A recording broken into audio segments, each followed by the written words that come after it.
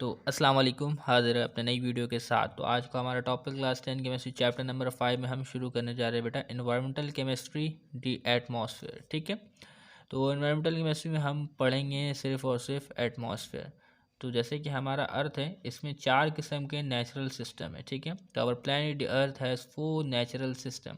एक है लिथोस्फेयर, दूसरा हाइड्रोस्फेयर, तीसरा एटमॉस्फेयर एंड चौथा बायोस्फेयर। ठीक है, तो लिथोस्फेयर बेटा लैंड से मुतालिक, हाइड्रोस्फेयर कहें तो वाटर से मुतालिक, एटमॉस्फेयर कहें तो एयर से मुतालिक, और बायोस्फेयर कहें तो बेटा लिविंग थिंग से मुतालिक। ठीक है, तो हमारे अर्थ में 4 किस्म के नेचुरल सिस्टम मौजूद जो कि मैंने आपको बताएं। तो इस चैप्टर में हम सिर्फ और सिर्फ एक ही सिस्टम का मुताला करेंगे, वो होगा एटमॉस्फेयर। ठीक है, तो बढ़ते हैं अपने टॉपिक की तरफ। तो आज पढ़ते हैं कि एटमॉस्फेयर क्या होते हैं। तो अब हमारे पास मौजूद बेटा एनवायरमेंटल केमिस्ट्री का इंट्रोडक्शन। ठीक है, तो एनवायरमेंटल केमिस्ट्री को हम कहते हैं माहौलियाती कीमिया। तो हमारे माहौल में जो केमिकल प्रोसेस हो रहे हैं उनका मुताला कहलाएगा एनवायरमेंटल केमिस्ट्री। ठीक है, the scientific study of chemical and biological events that occur in natural setting. ठीक है, तो केमिकल और बायोलॉजिकल इवेंट जो हमारे माहौल में हो रहे हैं उसकी साइंटिफिक स्टडी कहलाती है एनवायरमेंटल केमिस्ट्री। ठीक है, तो it is the study of chemical species. तो इन्वायरमेंटल केमिस्ट्री में हम केमिकल स्पीशीज़ की स्टडी करते हैं। किस तरीके से बेटा, उसकी ओरिजिन जानते हैं, उसका इंटरेक्शन जानते हैं, उसकी मूवमेंट जानते हैं, उसका इम्पैक्ट एंड डेस्टिनीज, यानी कि वो केमिकल स्पीशी किस तरीके से आती है, उसके जो अवामिल है वो क्या होते हैं, उसकी हरकत, उसके असरात, उसके मकासद हवा में, मिट्टी में और पानी में क्या होते हैं। ठीक है, और इसके अलावा as well as the impact of human and biological activities on this. ठीक है, कि जो ह्यूमन यानी जो इंसानों की हरकत या बायोलॉजिकल एक्टिविटीज़ है उनका क्या असर पड़ता है इन्वायरमेंट में, तो इसका मुताला हम करते हैं। ठीक है, तो environmental chemistry is an interdisciplinary subject. तो इन्वायरमेंटल केमिस्ट्री क्या है बेटा, इंटरडिसिप्लिनरी सब्जेक्ट है, यानी कि ये एक से ज़्यादा शोबों पर मुश्तमिल है। जैसे कि नाम से ज़ाहिर है बेटा, आप देख सकते हैं इन्वायरमेंट और इसके अलावा केमिस्ट्री। तो यहाँ से हमें लगता है बेटा ये 2 शोबों पर मुश्तमिल है, एक तो इन्वायरमेंट और एक तो केमिस्ट्री। तो इस वजह से हम इसको कहते हैं interdisciplinary subject. That encompasses atmospheric, water and soil chemistry. ठीक है, और ये अहाता करती है किसका बेटा, एटमॉस्फेयर का यानी एयर का, वाटर का, सोइल का। ठीक है, यानी इन तमाम की केमिस्ट्री को स्टडी करती है कौन, इन्वायरमेंटल केमिस्ट्री। ठीक है, और ये डिपेंड करती है as well as depending significantly on analytical chemistry. और एनवायरमेंटल केमिस्ट्री जो सबसे ज़्यादा डिपेंड करती है वो करती है एनालिटिकल केमिस्ट्री पे। एनालिटिकल केमिस्ट्री में क्यों डिपेंड करती है, क्योंकि हम एनालिटिकल केमिस्ट्री में करते हैं बेटा केमिकल एनालिसिस, क्वालिटेटिव और क्वांटिटेटिव। क्वालिटेटिव में हम जानते हैं कि कौन सा एलिमेंट या आंसर मौजूद है, और क्वांटिटेटिव में हम उस आंसर या मुरक्कब की क्या है बेटा, अमाउंट मालूम करते हैं क्वांटिटेटिव एनालिसिस में। तो अगर हमारे पास एनालिटिकल केमिस्ट्री का इल्म नहीं होगा तो हम अपने इन्वायरमेंट को नहीं जान सकते। ठीक है, तो इसी वजह से इन्वायरमेंटल केमिस्ट्री जो है वो डिपेंड करती है एनालिटिकल केमिस्ट्री में। ठीक है, बात समझ में आ गई। और इसके अलावा भी मुख्तलिफ फील्ड्स ऑफ स्टडी से रिलेटेड है इन्वायरमेंटल केमिस्ट्री। ठीक है, तो अब बढ़ते हैं बेटा पॉल्यूटेंट क्या होते हैं। तो पॉल्यूटेंट कहते हैं बेटा गंद को।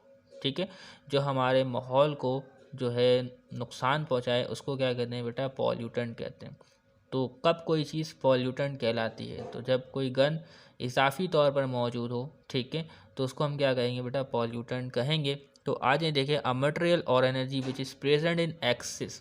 तो कोई सा भी मटेरियल या एनर्जी जो एक्सिस में मौजूद है, ठीक है, ऑफ द नेचुरल कंसनट्रेशन। तो कुदरती तौर पर तो उसका एक फ़िक्स अमाउंट है, लेकिन अगर वो उससे ज़ायद मौजूद है और एक बुरे असरात मुरतब करती है इन्वायरमेंट में। ठीक है, and produce an adverse effect upon the environment, this is known as pollutant. तो उसको हम क्या कहते हैं बेटा, पॉल्यूटेंट कहते हैं। और एडवर्स इफेक्ट डालने के अमल को हम पॉल्यूशन कहते हैं, यानी कि आलूदगी कहते हैं। ठीक है, तो जो गंद फैला है उसको कहेंगे पॉल्यूटेंट और इस अमल को कहेंगे पॉल्यूशन। ठीक है, तो this pollution create harmful effect on atmosphere. इसी पॉल्यूशन की वजह से हार्मफुल इफेक्ट क्रिएट होते हैं बेटा एटमॉस्फेयर से। जो हम हाइड्रोकार्बन चलाते हैं उससे भी बेटा हमारा जो माहौल है वो ख़राब होता है, और क्या है बेटा, मुख्तलिफ़ कुदरती आफात आने के इम्कानात में इजाफ़ा हो जाता है। माहौल का जो दर्जा हरारत है उसमें भी इजाफ़ा होता रहता है साल ब साल। ठीक है, क्योंकि बहुत सारी जगह ऐसे हैं जहाँ पे दर्जा हरारत बहुत ज़्यादा टच भी कर जाते हैं और सर्दियों में बहुत कम दर्जा हरारत भी हो जाता है। ठीक है, तो ये एक एडवर्स इफेक्ट है हमारे एनवायरनमेंट में। तो हमें कोशिश करनी चाहिए कि हम अपने एनवायरनमेंट को हमेशा साफ़ रखें और ग्रीनरी फैलाएँ। ठीक है, तो इस चैप्टर में हम सिर्फ और सिर्फ पढ़ेंगे बेटा एटमॉस्फेयर। ठीक है। तो हमारे अर्थ में यानी अर्थ प्लैनेट में टोटल 4 नेचुरल सिस्टम है जो आपको बताया था, लिथोस्फीयर, हाइड्रोस्फीयर, एटमॉस्फेयर और इसके अलावा बायोस्फीयर। तो इस चैप्टर में सिर्फ और सिर्फ हम पढ़ेंगे एटमॉस्फेयर। तो आ जाए एटमॉस्फेयर को पढ़ते हैं। तो सवाल है व्हाट इज़ एटमॉस्फेयर, ठीक है। तो एटमॉस्फेयर क्या है देखते हैं। The earth is surrounded by a layer of gases, ठीक है। तो जो हमारा अर्थ है, ठीक है, वो क्या है बेटा, गोल है और वो घिरा हुआ है किससे, लेयर ऑफ गैसेस है। तो मिसाल के तौर पर ये हमारा अर्थ क्या है बेटा, गोल है, ठीक है। तो इसके गिर्द क्या है बेटा, मुख्तलिफ गैसेस की लेयर है, मुख्तलिफ गैसेस की क्या है बेटा, लेयर है। तो समझे ये एक लेयर है, ये पहली लेयर है, ठीक है। इसके बाद जो है वो गैस की दूसरी लेयर है, ठीक है, ये दूसरी लेयर हो गई। इसके बाद ही बेटा गैस की और लेयर होगी, तो ये 3 लेयर हो गई। तो बात समझ में आ रही है आपको। तो अर्थ क्या है बेटा, अर्थ जो है वो घिरा हुआ है किससे बेटा, लेयर ऑफ गैसेस से। तो मिसाल के तौर पर ये पहली लेयर है, ये क्या है बेटा, पहली लेयर है। तो यहाँ पे गैसेस की जो कंसनट्रेशन है वो ज़्यादा होती है, ठीक है। दूसरी लेयर में गैसेस की कंसनट्रेशन कम होती है। तो इसी को हम क्या कहते हैं बेटा, एटमॉस्फेयर कहते हैं। तो हमारा अर्थ घिरा हुआ है लेयर ऑफ गैसेस से, तो इसको हम कहते हैं बेटा एटमॉस्फेयर, आबो हवा। तो एटमॉस्फेयर का काम क्या है, जो अर्थ जो घिरा हुआ है मुख्तलिफ गैसेस से, एटमॉस्फेरिक गैसेस से, तो इसका काम क्या है, ठीक है। दी atmosphere protect earth like a big blanket, ठीक है। तो एटमॉस्फेयर क्या है बेटा, अर्थ को कवर करके रखा हुआ है इसने। तो ये किरदार अदा करता है एटमॉस्फेयर बिग ब्लैंकेट का, ठीक है, बिग ब्लैंकेट ऑफ इंसुलेशन, यानी हीट को आसानी से हमारे अर्थ की सरफेस तक आने नहीं देता। तो आपने इंसुलेटर और कंडक्टर के बारे में ज़रूर सुना होगा। तो कंडक्टर क्या होता है बेटा, जो हीट और इलेक्ट्रिसिटी को बआसानी कंडक्ट कर सके, और इंसुलेशन क्या होगी बेटा, जिसमें हीट जो है वो आसानी से कंडक्ट ना हो सके, ठीक है। तो क्या है बेटा, हमारे अर्थ के इर्द गिर्द क्या है बेटा, बहुत सारी गैसेस मौजूद, जिसको हम एटमॉस्फेयर कहते हैं टोटल मिलाकर। तो क्या है बेटा, जो सन से रेजेस आती हैं, सन से रेजेस आती है ना, तो अगर एटमॉस्फेयर ना हो तो सारी रेजेस ज़मीन में आए तो ज़मीन का जो दर्जा हरारत है वो बढ़ जाएगा, ठीक है। तो एटमॉस्फेयर जो है प्रोटेक्ट करता है अर्थ को like a big blanket of insulation. तो एटमॉस्फेयर मौजूद है तो हम क्या है बेटा, ज़ायद गर्मी से बचे हुए। तो हमें चाहिए कि हम अपने एटमॉस्फेयर को प्रोटेक्ट करें, ग्रीनरी फैलाएं और एटमॉस्फेयर को नुकसान हरगिज़ ना पहुंचाए, ठीक है। तो it absorb the heat from the sun. तो एटमॉस्फेयर क्या करता है बेटा, एब्जॉर्ब करता है हीट को जो सन से हीट आती है, ठीक है, and keep the heat inside the atmosphere. और वो तमाम जो सन से हीट एनर्जी आ रही है उनको अपने अंदर एब्जॉर्ब कर लेता है, क्योंकि क्या है बेटा, एटमॉस्फेयर में गैसेज मौजूद हैं। तो गैसेस क्या है बेटा, उन एनर्जीज़ को एब्जॉर्ब कर सकती हैं और केमिकल रिएक्शन से मुख्तलिफ होते रहते हैं, ठीक है। And helping earth to stay warm. तो क्या है बेटा, जो गैसेस है उन तमाम रेजेस को एब्जॉर्व करने की कोशिश करती हैं। तो कुछ को, ज़्यादातर को एब्जॉर्व कर लेती हैं, कुछ को नहीं भी एब्जॉर्व कर पाती हैं, ठीक है। तो लेकिन उसको एब्जॉर्व करके रखती हैं। तो रात के वक्त क्या है बेटा, हमें उसमें से भी क्या है बेटा, गर्माइश आ रही होती है। तो एक साथ हमें गर्माइश हासिल नहीं होती, बल्कि आराम आराम से हमें हासिल होती रहती है, ठीक है। तो अगर एटमॉस्फेयर नहीं हो तो सिर्फ जो गर्मी है वो दिन के वक्त इतनी होगी कि हम उसे बर्दाश्त नहीं कर पाएंगे, ठीक है। तो उम्मीद करते हैं ये बात आप समझ गए होंगे। तो these big blanket also help us to form our weather pattern and climate. तो इस जो एटमॉस्फेयर है इसी की वजह से जो हमारा वेदर पैटर्न और क्लाइमेट जो है वो डिसाइड होता है, ठीक है। इसके अलावा all of this thing are important for life and earth ecology. तमाम चीज़ें जो हैं बेटा ये हमारे लिए, ठीक है, और अर्थ के लिए बहुत ज़रूरी है। अर्थ इकोलॉजी, अर्थ इकोलॉजी में क्या होता है बेटा, लिविंग थिंग और नॉन लिविंग थिंग का आपस में जो ताल्लुक होता है उसको कहते हैं बेटा इकोलॉजी। तो एटमॉस्फेयर की हमें बहुत ज़रूरत होती है। और इसके अलावा दी atmosphere does not and at specific place, ठीक है। तो आप सोच रहे होंगे कि अगर हम अर्थ से ज़्यादा दूर जाते जाएँ तो एटमॉस्फेयर जो है वो ख़त्म हो जाएगा एक ख़ास जगह पर पहुँच के। तो हम इसकी कोई ख़ास पोजीशन नहीं बता सकते कि ये जो एटमॉस्फेयर है, जो लेयर ऑफ गैसेस है, ये कहाँ ख़त्म हो रही है। लेकिन हम इनको क्या है बेटा 5 लेयर्स में डिवाइड करते हैं। तो एटमॉस्फेयर की जो लेयर है उनको कितने लेयर्स में डिवाइड करते हैं बेटा, 5। तो यहाँ मैंने 3 लेयर बनाई, सोचें ये चौथा लेयर मैंने बना दिया और ये 5वां लेयर मैंने बना दिया, ठीक है। इसके बाद क्या है बेटा, एटमॉस्फेयर ख़त्म हो जाएगी। लेकिन हम क्या है बेटा इसका वो नहीं बता सकते कि ये असल में कहाँ एंड हो रही है। तो इससे क्या है बेटा ऊपर नीचे हो सकता है, ठीक है। ऐसा नहीं कि बिल्कुल शार्प एंड हो जाए, बिल्कुल बस यहाँ आए तो क्या है बेटा एटमॉस्फेयर आ गया और यहाँ आए तो क्या है बेटा एटमॉस्फेयर से हम बाहर निकल गए। तो इसका कोई शार्प एंड नहीं है, ठीक है।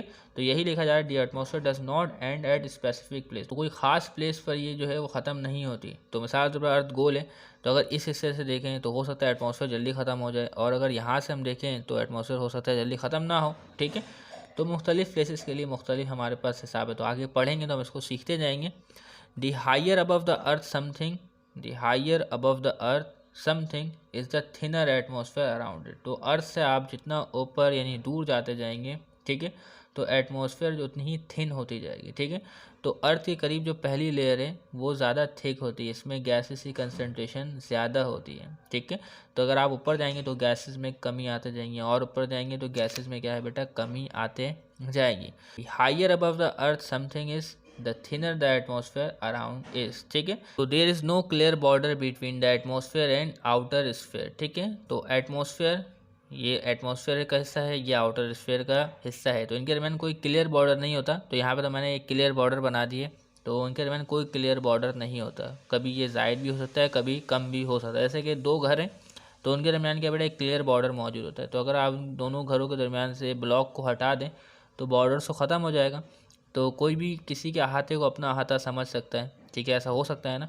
तो एटमॉस्फेयर और आपके पास जो आउटर स्पेस के दरमियान कोई क्लियर बॉर्डर नहीं होता, ठीक है। तो अब देखते हैं बेटा कंपोजिशन ऑफ एटमॉस्फेयर के, एटमॉस्फेयर में क्या क्या चीज़ें मौजूद होती हैं। एटमॉस्फेयर के बारे में आप जान चुके हैं, क्या है बेटा, the earth is surrounded by a layer of gases called atmosphere, ठीक है। तो अब आज देखते हैं बेटा कंपोजिशन ऑफ एटमॉस्फेयर के, एटमॉस्फेयर किन चीज़ों पर मुश्तमिल होता है।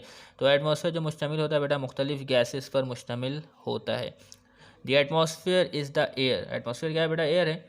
That plants and animal breathe to survive, तो एनिमल्स को भी ज़रूरत होती है बेटा एयर की, और प्लांट्स को भी ज़रूरत होती है ज़िंदा रहने के लिए। तो अगर ये एटमॉस्फेयर ना हो तो हमारा सर्वाइवल मुश्किल हो जाएगा। तो एटमॉस्फेयर बना हुआ होता है, it is made up of nitrogen 78.09%, ठीक है। तो हमारे एटमॉस्फेयर में सबसे ज़्यादा परसेंटेज जो पाई जाती है वो नाइट्रोजन की पाई जाती है, वो है 78.09%। तो ये सवाल आपसे एमसीक्यूज़ में भी पूछे जा सकते हैं कि सबसे ज़्यादा गैस की परसेंटेज कौन सी होती है, ठीक है, नाइट्रोजन गैस की होती है। इसके अलावा जो ऑक्सीजन गैस की परसेंटेज होती है हमारे एटमॉस्फेयर में, वो होती है 20.95%, ठीक है। अब इसके अलावा ये दो बड़ी गैसेस हैं, ठीक है, नाइट्रोजन और ऑक्सीजन का जो नंबर आता है वो दूसरे नंबर पर आता है, ठीक है। इसी तरीके से इसके अलावा कुछ स्मॉल अमाउंट में गैसेस मौजूद होती हैं, जैसे कि आर्गॉन, जिसका परसेंटेज है 0.93%। इसके अलावा कार्बन डाइऑक्साइड, जिससे आप अक्सर व बेशतर वाकिफ़ रहते हैं, 0.03%, यानी कार्बन डाइऑक्साइड की मिकदार बहुत कम पाई जाती है। इसके अलावा और भी चीज़ें जिसकी मिकदार बहुत कम पाई जाती है, जिनको हम काउंट नहीं करते, जैसे कि वाटर वेपर्स पाए जाते हैं। इसके अलावा और दीगर गैसेज भी पाई जाती हैं, यानी इनकी कंसनट्रेशन तो बहुत कम होती हैं, ठीक है। तो there are lots of other gases like neon, helium, hydrogen that are a part of the atmosphere. तो नियॉन, हीलियम, हाइड्रोजन भी हमारे एटमॉस्फेयर का पार्ट होते हैं, बट इन स्मॉलर अमाउंट, ठीक है, बहुत ही कम होते हैं, ठीक है, जिसको शुमार भी हम नहीं कर रहे गिनती में। इसके अलावा गैसेस के अलावा भी हमारे पास कुछ पार्टिकल हैं, जैसे कि सॉलिड पार्टिकल इंक्लूडिंग ऐश, डस्ट, वोल्केनिक ऐश। तो ऐश कहते हैं बेटा राख को, डस्ट कहते हैं धूल मट्टी, वोल्केनिक ऐश तो आपने वोल्केनो का कभी ना कभी नाम सुना होगा। तो उसमें से भी जो चीज़ें जल रही हैं तो उसमें से भी क्या है बेटा, हमारे पास राख निकल रहा है, तो वो भी हमारे एटमॉस्फेयर का हिस्सा बन जाता है। नहीं, इतने लाइट होते हैं तो हमारे एटमॉस्फेयर में मौजूद होते हैं। तो are also a small part of atmosphere. तो सॉलिड पार्टिकल भी क्या है बेटा, हमारे एटमॉस्फेयर का हिस्सा है। तो they are important making clouds and fog. तो ये तमाम चीज़ें क्या है बेटा, अहम है, किस लिए भाई, क्लाउड बनाने के लिए और फॉग। तो क्लाउड किसको कहते हैं बेटा, बादल को कहते हैं, और फॉग किसको कहते हैं, जो वाटर के ड्रॉपलेट्स हमारे हवा में सस्पेंडेड होते हैं उसको फॉग कहते हैं, यानी धुंध। तो सर्दियों में आप अक्सर व बेशतर फॉग को देखते होंगे। तो उसमें होता है क्या है बेटा, तो वाटर के ड्रॉपलेट्स जो है वो हवा में सस्पेंडेड होते हैं नियर द अर्थ सरफेस, जिसकी वजह से क्या है बेटा, हद निगाह बहुत कम हो जाती है, यानी कि हम दूर की चीज़ों को नहीं देख पाते, ठीक है। तो आपने जाना है बेटा कंपोजिशन ऑफ एटमॉस्फेयर, और क्या चीज़ें मौजूद है बुक में उसको देखते हैं। तो इस पिक्चर को देखें तो एक सर्कल बना हुआ है, तो इसमें सबसे बताया जा रहा है कि बेटा नाइट्रोजन का जो परसेंट है वो है 78.09, ये है ऑक्सीजन की परसेंटेज, और बाकी गैसेज जो हैं वो मामूली सी पाई जाती हैं, ठीक है। लेकिन ये मामूली कोई मामूली नहीं, इसकी भी एक ख़ास रेंज है, इससे ज़्यादा भी अगर ये हो तो हमारे लिए नुकसानदेह साबित हो सकती हैं, ठीक है। जो सांस लेने के लिए हम गैस इस्तेमाल करते हैं बेटा वो ऑक्सीजन गैस है, ठीक है, लेकिन नाइट्रोजन का होना भी बेहद ज़रूरी है, ठीक है। उम्मीद करता हूँ ये जो कंपोजिशन ऑफ एटमॉस्फेयर है आपको समझ में आ गया होगा। तो अब हम पढ़ते हैं बेटा layer of atmosphere. Layer of atmosphere की वीडियो देखने के लिए प्लेलिस्ट में जाएं और वहाँ पे इसके बाद वाली वीडियो को देखें।